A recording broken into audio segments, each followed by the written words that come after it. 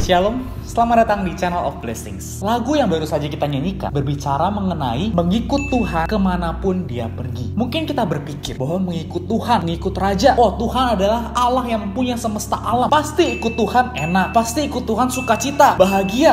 Jangan salah. Di dalam Matius pasal 16 ayat yang ke-24 dikatakan, lalu Yesus berkata kepada murid-muridnya, setiap orang yang mau mengikut aku, ia harus menyangkal dirinya, memikul salibnya, dan mengikut aku. Karena barang siapa mau menyelamatkan nyawanya, ia akan kehilangan nyawanya. Tetapi barang siapa kehilangan nyawanya karena aku, ia akan memperolehnya. Saudara-saudara, di dalam ayat ini dikatakan setiap orang yang mau mengikut Tuhan itu harus melakukan dua hal. Yang pertama adalah menyangkal diri, dan yang kedua adalah memikul salib. Apa itu menyangkal diri dan memikul salib? Perkara menyangkal diri ini berkaitan dengan ayat berikutnya, yaitu kita kehilangan nyawa kita. Hah? Maksudnya apa? Maksudnya kita harus mati? Bukan, saudara-saudara. Di dalam bahasa aslinya, nyawa ini artinya adalah hayat jiwa. Di dalam tubuh kita ada 3 bagian, yaitu roh yang paling dalam, jiwa kita, yaitu meliputi emosi, pikiran, dan tekad kita, dan yang ketiga adalah tubuh kita, yaitu tubuh fisik kita. Kehilangan hayat jiwa kita artinya adalah menyangkal diri kita, atau kehilangan hayat jiwa kita artinya adalah membiarkan Tuhan yang di dalam roh kita itu meluas dari roh kita sampai ke jiwa kita. Dan dalam tahap ini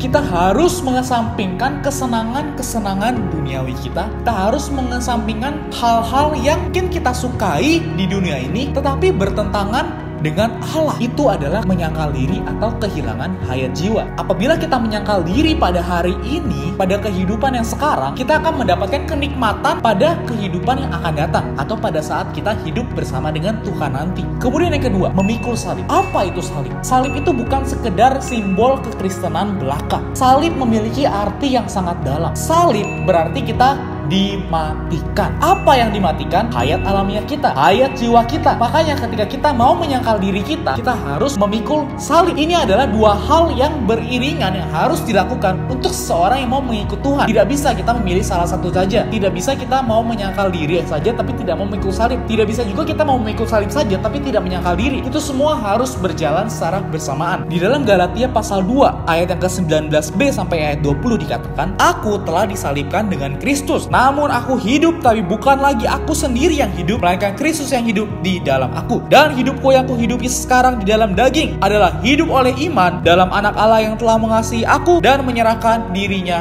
untuk aku. Saudara-saudari, apabila kita telah menyangkal diri kita, apabila kita telah memikul salib kita, maka hasilnya adalah bukan lagi Richard yang hidup, bukan lagi aku yang hidup, tetapi Kristus hidup di dalam kita. Wah, betapa sukacitanya, saudara-saudari. Artinya, mengikut Tuhan itu bukan berdasarkan usaha kita, bukan kita berusaha mirip-mirip sama Tuhan, bukan menjadikan Tuhan teladan kita, bukan menjadikan Tuhan itu panutan kita yang harus kita ikutin. Tetapi saudara-saudari, ingat, di dalam kita ketika kita percaya Tuhan, kita sudah memiliki hayat Allah, dan hayat ini harus diperhidupkan di dalam kita. Hayat ini harus dibuat supaya bisa bertumbuh, sehingga secara otomatis kita akan serupa dengan Kristus. Tetapi ini bukan berarti hidup kita akan enak. Ingat, ketika Tuhan di bumi, hidupnya nggak enak. Ya, kadang dia lapar, kadang dia haus, kadang dia ditolak. Bahkan kehidupan murid-murid Tuhan juga tidak enak. Banyak yang mati martir. Juga kita melihat dalam sejarah gereja, banyak orang pergi memberitakan Injil lalu mati martir. Tapi saudara-saudari, mereka yang kehilangan hayat jiwanya, bahkan kehilangan nyawanya bagi Tuhan, mereka akan mendapatkannya kembali, mendapatkan kenikmatan atau pahala pada saat mereka berjumpa dengan Tuhan. Mungkin kita bertanya sekarang, oh, apakah kita harus mati? Apakah kita harus mati martir sekarang? Belum tentu, saudara-saudari. Yang menjadi fokusnya adalah bagaimana dalam kehidupan kita menjadi saksi-saksinya Tuhan. Kita mempersaksikan Tuhan dan memuliakan Tuhan. Mungkin pada saat itu cara untuk memuliakan Tuhan adalah dengan mati martir, dengan mati bagi Tuhan. Karena terbukti bahwa penganiayaan pada zaman itu, khususnya kita melihat dalam kisah Stefanus, pada kisah para rasul pasal 8, bahwa setelah Stefanus mati martir, gereja semakin tersebar ke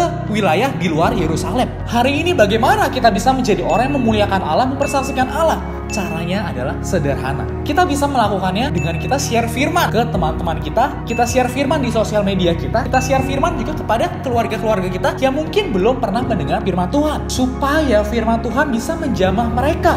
dan membawa mereka juga bisa ikut mengenal Tuhan dan bisa diselamatkan. Belum bisa, belum berani, gak masalah saudara-saudari. Kita bisa mengambil sikap, mengambil tindakan, mendoakan mereka. Karena dengan berdoa, kita bersatu dengan kehendak Allah. Karena Allah menghendaki semua orang diselamatkan. Kita berdoa bagi keluarga kita, bagi teman-teman kita, sehingga Tuhan bisa menjamah hati mereka dan memberikan kita kesempatan untuk bisa membicarakan Tuhan, membicarakan firman kepada mereka dan membawa mereka bisa diselamatkan. Sehingga dengan demikian kita bisa menjadi berkat bagi sesama kita. Itulah cara mengikut Tuhan hari ini. Karena itu saudara-saudari, marilah kita mempersembahkan diri kita sehingga kita menjadi orang yang mengikut Tuhan, menyangkal diri, memikul salib, sehingga dengan demikian Allah bisa dipermuliakan atas diri kita. Marilah kita berdoa. Tuhan Yesus, terima kasih Tuhan. Terima kasih aku telah menerima hayat-Mu. Terima kasih hari ini aku adalah anak-Mu. Tuhan, dapatkanlah kehidupanku di dunia ini. Aku bisa memiliki kehidupan yang memperhidupkan diri-Mu. Memiliki kehidupan yang mengikut diri-Mu. Dan hidup bagaimana Engkau hidup di bumi. Tuhan, kembali mempersembahkan diriku kepadamu. Dapatkanlah kehidupanku. Dapatkanlah setiap hal yang aku lakukan. Aku bisa menjadi saksi-saksi-Mu hari ini dan bisa memuliakan diri-Mu. Tuhan Yesus, jadikanlah aku saluran berkat, bahwa aku bisa menjadi saksi-Mu dan membicarakan diri-Mu kepada teman-temanku, kepada keluargaku, sehingga dengan demikian mereka juga bisa diselamatkan. Terima kasih Tuhan, aku cinta padamu. Amin. Terima kasih telah menonton video ini sampai habis. Jangan lupa like, komen, dan subscribe ke channel of Blessing dan share video ini ke teman-teman, keluarga, dan kerabat kamu semua, supaya semua orang yang kamu kenal bisa menjadi pengikut-pengikut Tuhan yang memuliakan Tuhan. Saudara-saudari, kalau misalkan kamu ada saran, topik yang mau dibicarakan, atau kamu ada pertanyaan seputar dengan Alkitab atau hal-hal rohani, kamu bisa komen di bawah. Amin. Tuhan Yesus memberkati kita semua.